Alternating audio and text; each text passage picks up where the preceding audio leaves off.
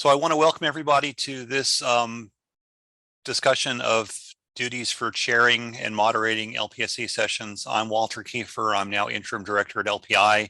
Eileen Stansberry from JSC, do you want to introduce yourself as well? Sure. Eileen Stansberry, have long been the one of the co-chairs of LPSC, probably for more than the last 20 years. Am in the process of stepping down to allow the next generation to step up and can provide longstanding executive guidance. And I will also, so that Walter and Justin can concentrate on the rest of the conference, I have volunteered to do the morning session chair briefings every day during the conference, since they will have more than enough to keep themselves busy otherwise. Okay, thank you, Eileen. Jamie, is Justin Filiberto online? If he is, I'd like to give him a chance to. Actually, he's not. Okay. We were double booked today and flipped a coin, and he's taking the other meeting and I'm taking this one. Fair enough. Thank you, Eileen. So we do not have a prepared presentation for today. This is really a chance to give people, I'm assuming that you've all gotten an email with a link to a YouTube video that we recorded 2-3 weeks ago now, which gave you 15 or 20 minutes of training on how to do this. And that's meant to shorten the training that we have to do on the event each day. But I'll just touch on, I think 3 points before I give you a chance to ask questions. The first is, even having watched the video and attending now, I do ask that everybody attend on the morning of your morning of the day that you are chairing the session or moderating the session, either one, because it is a chance to give you any last minute updates that do sometimes arise in a conference of this size and complexity. So it is important to have you show up, and we bribe you by having at least some small continental breakfast. And Jamie, I'm trusting that I'm not saying that out of turn, that we are going to continue that tradition from years past.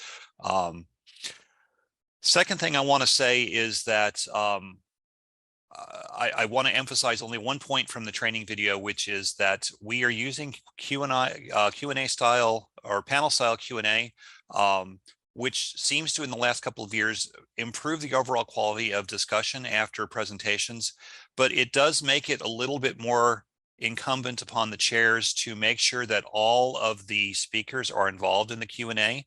That may mean having pre-prepared questions, but it is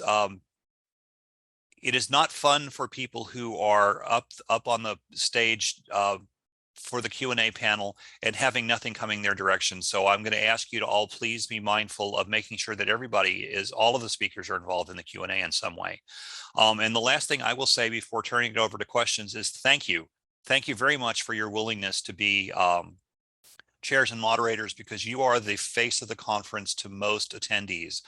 We do a lot of stuff behind the scenes, but the session, what people will remember most is the session that is closest to their interest, and you control how well that session goes. So genuinely, I appreciate all that you do to make LPSC the great meeting that it is.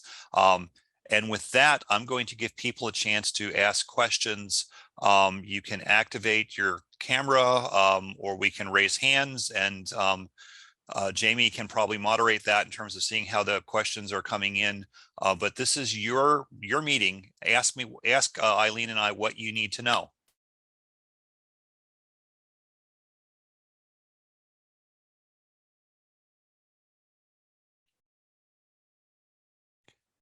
Allison McGraw, I saw a camera come on, so if you've got something, on mic and feel free to ask. Hello, yes, thank you. I guess I'll start practicing. Allison McGraw from Texas A&M. No, that's on there. That was a hard one. My question was, at the end of the training video, they mentioned this, don't allow certain people to dominate the Q&A. And I was just wondering if there was a recommended verbiage or best practice to kind of step in, or if they're the only ones at the mic, just let them dominate. I wasn't sure how, but best practice to handle that. Well, so if somebody's the only person at the mic, then yes, they can continue to go. Actually, But I would say go, no. no, Let me jump in, Walter. go ahead. If they're the only Absolutely. one, yeah, if they're the only ones at the mic, I I still think it's important that the session chairs not allow a single voice to dominate a Q&A session. And so it is important to prepare in advance either talking points or questions for across the span of speakers and papers that are presented, because there are times where especially the younger folk in the community will not get up immediately. And so one of the older people will get up and race to the microphone, and other people will just sit there. So, you know, have them ask a question. If there's still, if maybe even one follow up, but beyond that, you know, you'll have to state there are other topic areas that should be addressed within the Q&A, and then you add one of yours. Sure, I agree. I agree with all of that, Eileen. I will remind people that there will be four speakers, or in some cases, if it's half session, all 6 of the speakers will be on the stage at one time. So that tends to prompt questions from a broader range of people. Plus, there will be online questions. That is, in fact, the reason why we've added a moderator to this. So you have multiple ways. You've got 2 mics. You've got your own 3 voices as chairs and moderators. You've got what's coming in terms of the Q&A, the online Q&A. So you'll have multiple ways to bring questions in.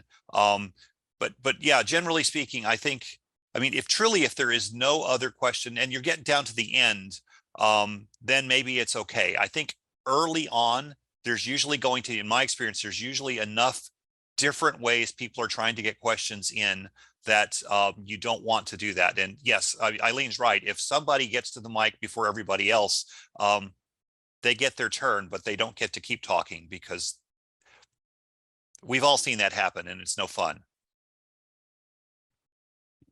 Okay, thank you. I guess this is where the seated like you could break that person up with your seated questions if there's no other people behind them. So perfect. I have another question, but I'll let someone else ask before I come back. Well, while you're here, that's fine. We've got an hour, so if you're on the camera, I'll give you your follow-up. Modeling what you might do. There we go. That's perfect. The follow-up was reference to the Dwornik. I assume we're going to have some notification. Do we know as moderators which one are Dwornik entries? Actually, the typical practice of the Dwornik people has been that you do not know who they are. You know that they're students. Once they're postdocs, they're not eligible for Dwornik anymore. So really, I think you could just assume that everybody who is a student is potentially being judged as a Dwornik awardee. And even if they're not, they all want some attention. They may be about to graduate and they want the world to know about their work. They're looking for jobs. So I mean, I guess really the thing is, try and be fair in terms of how questions get distributed to everybody. That's the flip side of making sure that one voice doesn't dominate the asking of the questions. You also want to make sure that one speaker doesn't have the dominant fraction of questions asked to him or her. That does sometimes happen because sometimes individual talks are splashier, but it really, we do want everybody to have some active participation. And sometimes what happens, and I actually think if this is done respectfully, it can be very good. Sometimes you can actually end up with 2 speakers talking back and forth. And as long as that's not done for too long and it's done respectfully, that's okay. But again, that can't dominate either. Okay. Okay, thank you. I think the training video mentioned giving, making sure Dwornik folk had time. That's why it was flagged in my mind. But in general, let's just make sure that there's student questions for any of these student or early career potential Dworniks. Okay. Correct. I do not, generally speaking, the Dwornik committee does not tell you who they are. Typically the representative is at the breakfast, and that this year is Lauren Joswiak. So you could ask that question on the day of that you're chairing, but I think the answer is going to be you will not know. You'll just know that there are potentially some in your session. Thank you. And I just wanted to highlight a suggestion in the chat. Either Walter or Eileen, if you wanted to highlight that for a moment. Let me open that chat up. As a moderator, demonstrating what moderators do. Yes. Yeah, I think it is important that so the chat was suggesting that you prioritize Q&A time for students in early career. I do think that's important. We do not want all of the attention to go to the senior people. That is not, we want the conference to be equitable. And so making sure questions go to everybody is really kind of the core of what we have just been trying to say. Totally agree. I think it is all in balance and ensuring that there is a voice for everyone who is a speaker. Okay. Next question from, and I guess let me see if I can configure this so I can see.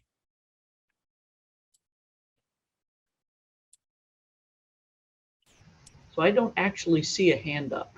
I don't either. And given the small size, I'm willing to at least take the chance in asking people if they would like to simply unmute themselves and ask the question. And if we get two people doing it at the same time, we'll take them in an order. But everybody on here has the ability to unmute. Okay. Do that on camera, so don't be shy. Okay, Caleb Strom. Yes, I had a quick question. So looking at the training video, it looks like the main job of the moderator is to moderate the online chat and let them know, hey, we have a question online, while the chair is focusing on the audience in the room. Is that kind of the idea? That is the intent.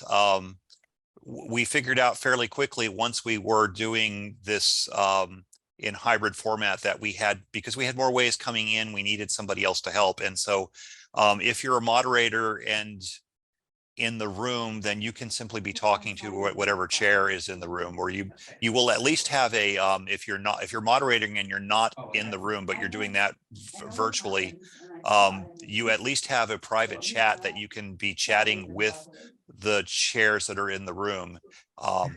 And this reminds me that the Q&A function is enabled to allow upvoting, and so people will probably start putting in questions after the first talk in the group of 4 that is going into the Q&A block, and then people may upvote it, and so that will give you a guidance to what questions to prioritize. But again, I emphasize that all 4 speakers, or in some cases all 6 speakers, need to get a chance somehow, and we don't strictly go by numbers, because somebody, an early career person who might be the last speaker, might not have had the time for the numbers to rise up on their thing, but they deserve their chance. Right, thanks. Sure. Makes sense. Okay. Anyone else?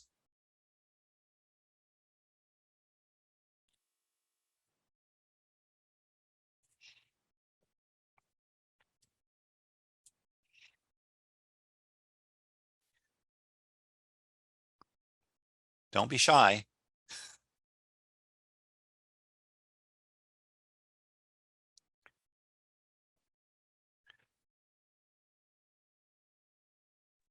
Laura Lark. Hi. I have maybe a request for recommendations.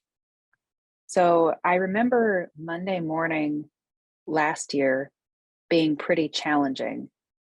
And that is, at least in the session I was in, one virtual presenter ended up with like 3 minutes for their talk, and probably most of the first half or so got a minute or two shaved off. And I'm chair or moderating Monday morning. How can I help this go smoother? Those first few. Jamie, I'm gonna wonder if you have anything to say. I know there were some issues first thing, at least in one room Monday morning. Do you want to say anything about?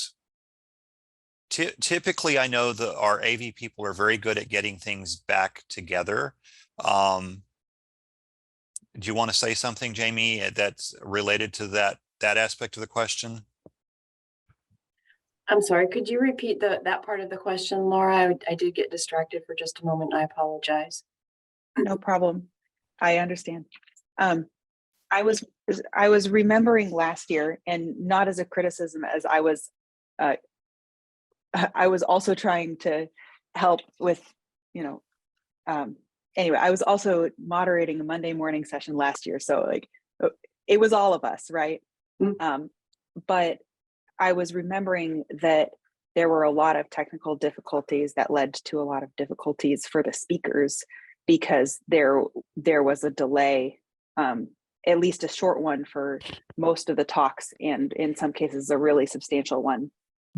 And I'm wondering what I can do as a moderator of a Monday morning session this year to help that go smoother, especially in terms of meeting speakers' expectations about the time they have or the experience they expect.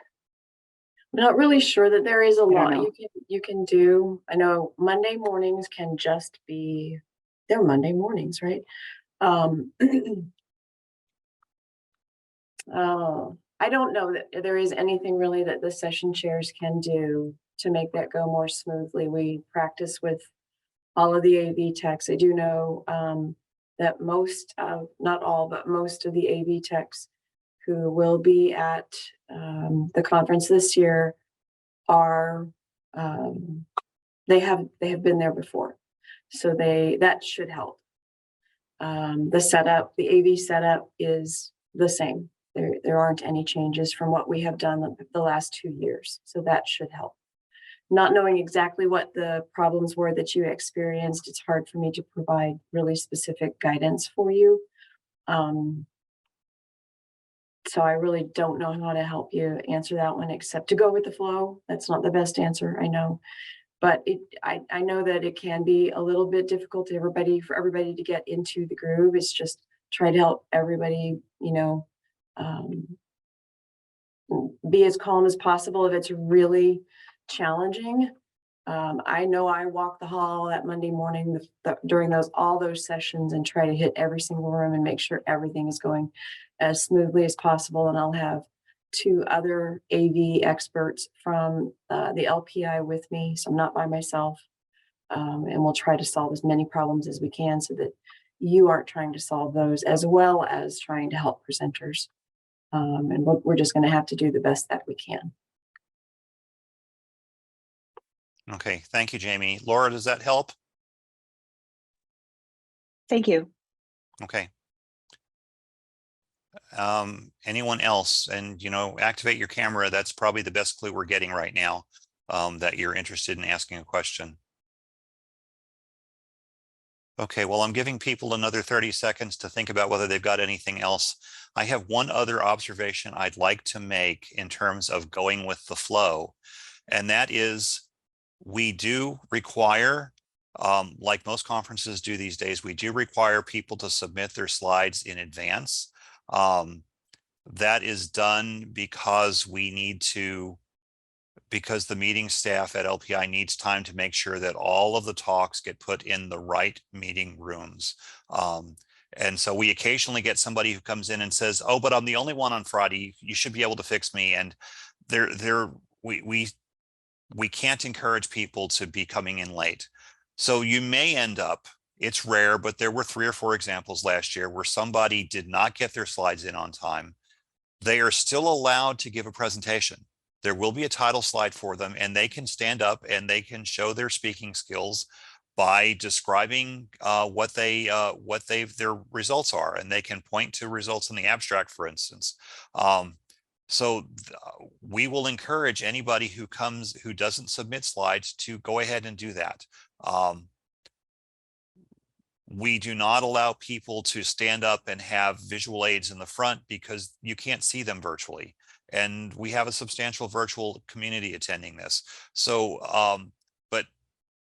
but people do get a chance to actually give that talk verbally. And we want them to do that because that keeps the session full the way we want it to be. It maximizes the science for everybody. And to add to that, Walter, for those people who missed the deadline, you'll know everybody will have a set of the session chairs will have a set of not slides, but some sheets that it will tell you how people are attending to the best of our knowledge up to Saturday night. And then we will also provide you whether they've turned in their presentations. And if they've not turned in their presentations by the deadline of March 6th, then they will have a placeholder slide that gives the title of their abstract and their name. So when they get up, they'll have something there as a placeholder, and then they're absolutely welcome to still give their presentation. They'll have their full 10 minutes, and then they participate in the panel Q&A as well. Thank you, Jamie. Anybody else have any additional questions?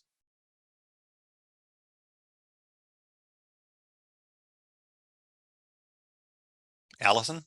Yeah, just a follow-up to that. I doubt it, because hopefully everyone's an adult, but if someone is upset, is there somewhere about their slides, say they have their slides and they're trying to convince us that we can upload them for them, where do we direct that type of conversation?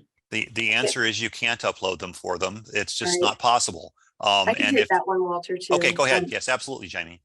So we have some training that we conduct with all of the AV techs in the room, and they know that there is absolutely, that answer is absolutely no. And so their first line, they're probably not going to come to the session chairs and moderators if you're in the room. They're probably going to go right to the AV tech and ask the AV tech to upload their slides. And the answer is unequivocally no, because it slows down everything. It creates those problems or could create those problems that Laura was referring to. So we can't have them do that. If they do come to the session chair, it's the same answer, no. So you don't have to direct them anywhere. You can just politely tell them, no, we don't allow that. They will already know that their slides have not been accepted. They already know that the due date is, and they already know that a placeholder slide will be used if they miss that deadline. But if they are really a problem, you shouldn't have to deal with them. You can send them directly to me. You can send them to the help desk. I am happy to have that conversation with them. Yeah. Go to Eileen, Walter. I volunteer to be the bad guy. Me too. So me three. Yeah. Also, I volunteer to be the de-escalator. The session chairs don't get paid nearly enough money to de-escalate an angry scientist, and so you need to send them elsewhere so that you're not having to deal with that along with everything else during the session. Just politely say that you can bring this up with the conference leadership after the session, and that they will handle it. Yep. Don't even get yourself involved. Right. And it's not a good look for somebody to be combative when they're on camera and they're being, several hundred people are seeing it, and it's being recorded. And it'll be available for people for another 30 days. It's really not a good professional look. So that's, Eileen and Jamie are right. We don't want, it's not your job to have to take those slings and arrows. That's what we're here for, or we'll be there for. Good questions. Thanks for asking. Okay, anything else?